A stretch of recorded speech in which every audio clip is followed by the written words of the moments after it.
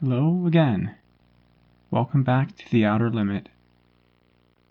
I recently came across a story. It's a story I found quite interesting, and it's something that I wanted to share with all of you. It's a story that makes you think, makes you wonder and ponder about a lot of things. I don't remember much as I came to. I remember standing outside somewhere. It was nighttime, and then there was a sudden brightness, like somebody had taken a picture with a flash, just inches away from my eyes. I blacked out after that point, and when I came to, I'm surrounded by incandescent light. The luminous light was warm to my skin, which was a good thing because I now realize that I'm completely naked. I try to orient myself, and I come to a horrifying realization. My hands are bound to the table. I strain against it, and come to two realizations.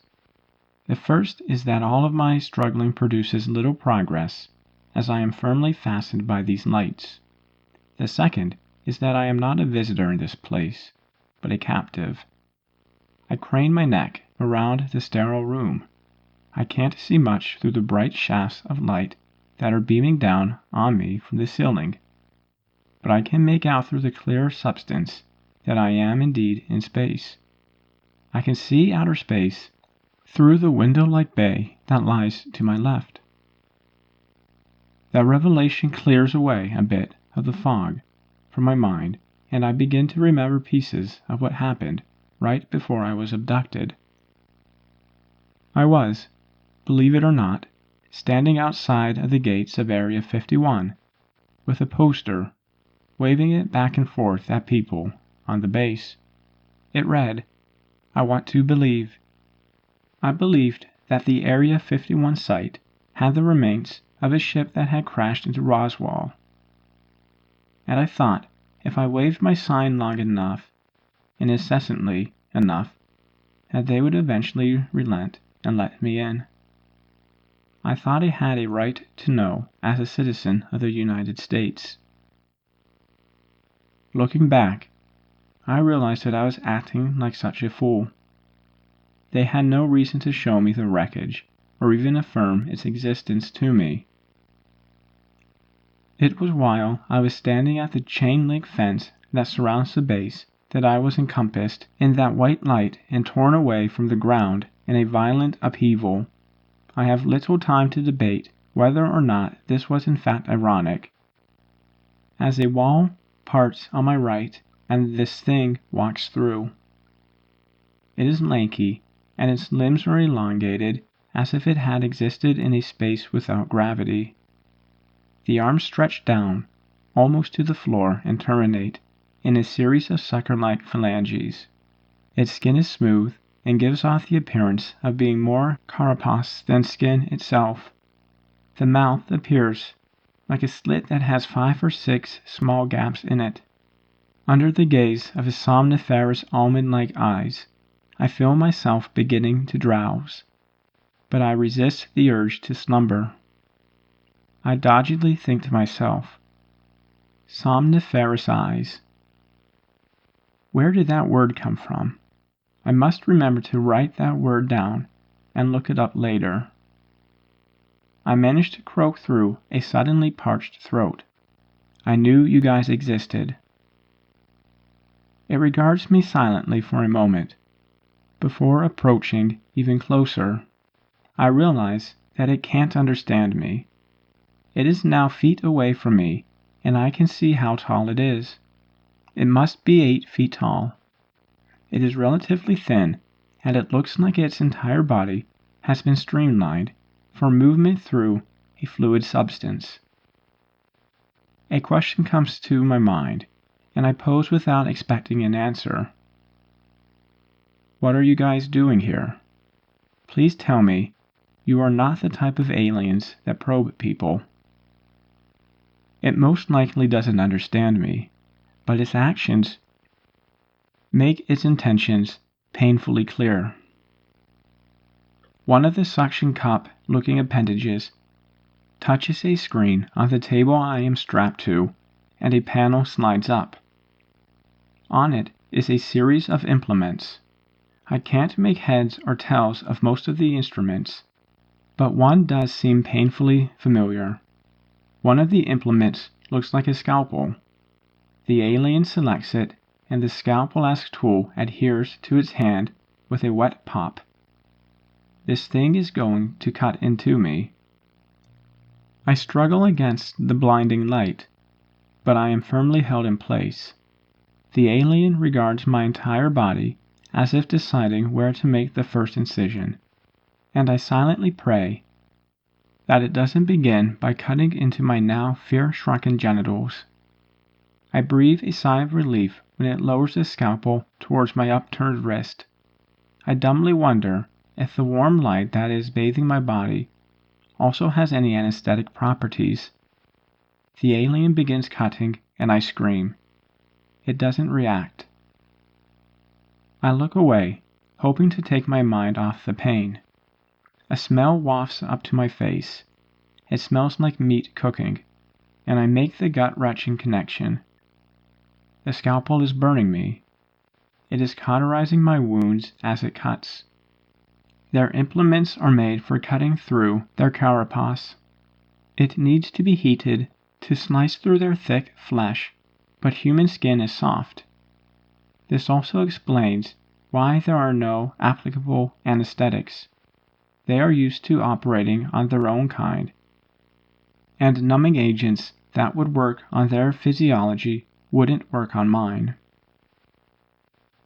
The pain has now reached an unbearable crescendo, and I have to look. I immediately regret looking. The skin of my forearm has been sliced into and peeled back like the skin of an orange. I can see the muscles, nerves, and tendons beneath my skin. The alien finishes dragging the scalpel across my flesh, and I see a small wisp of smoke drift off where it had made contact with me. I feel lightheaded and I want to pass out. The alien experimentally puts one of its suckers on a tendon and gives it a light tug. I watch my finger twitch in response to its stimulation. It is studying me, I hazily think before blacking out. I wake up to a sharp pain in my chest. I bend my head down and see that the alien has been busy while I was unconscious. The skin of my right leg is flayed open and the inner workings and musculature is pulsing, writhing in the warm light.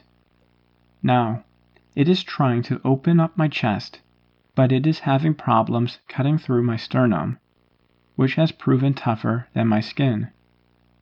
It is trying to perform its job with finesse, but I can't understand why. It could easily tear me open. The revolting realization dawns on me. It wants me alive. It wants to vivisect me. I scream. The pain that is surging through my synapses robs me of my ability to cognitively scream anything in particular. It comes out like a mix between ululation and a cry of terror.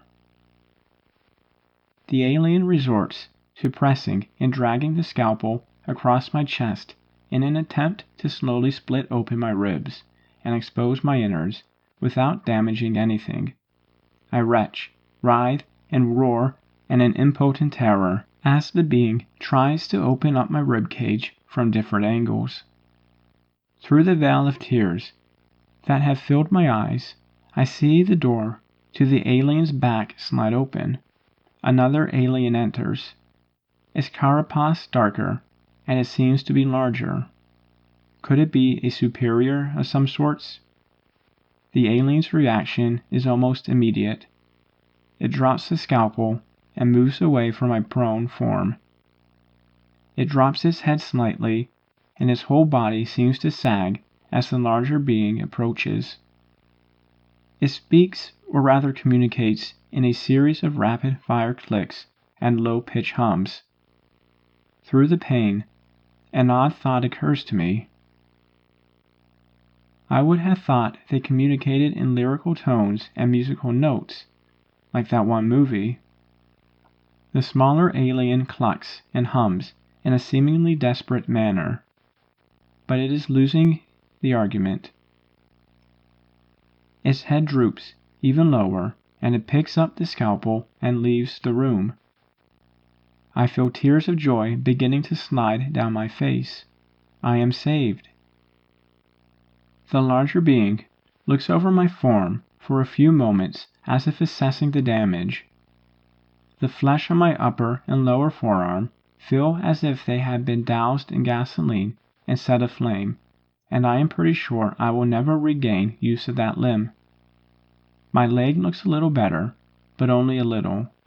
Years of recuperation will probably afford me the ability to walk with a permanent limp.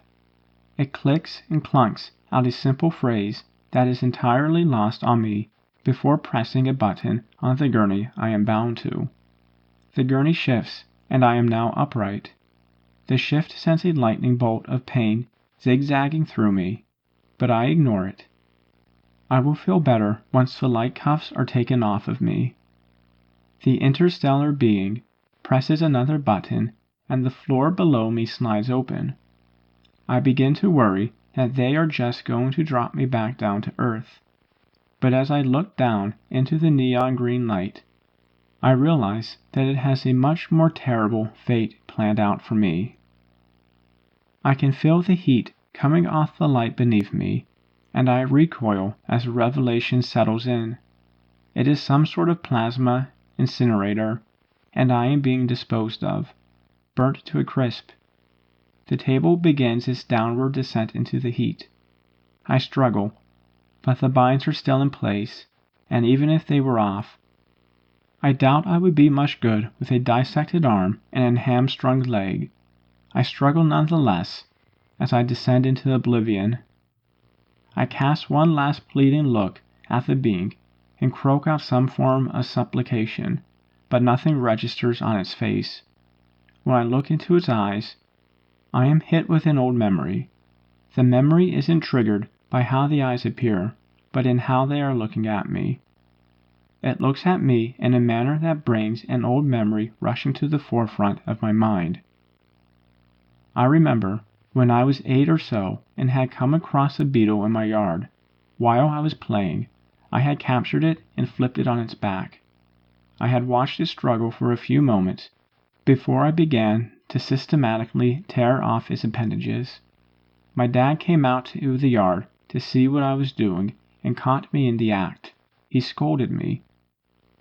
It was the look that he gave to the beetle before bringing his foot down on it that I recalled watching the larger alien. Their eyes conveyed the same emotion. It wasn't pity. It wasn't shock at the cruelty of its progeny. It was sheer and utter indifference. The larger alien presses a button, and I begin my complete downward descent towards immolation. I struggle against the gravitational pull that sucked me down towards the insanely hot, plasma-like surface. But I knew it would do no good. A thought crosses my mind as I slide down towards incineration. We are nothing to them. Infinitesimal. We are a novelty. We are a plaything. We are like bugs.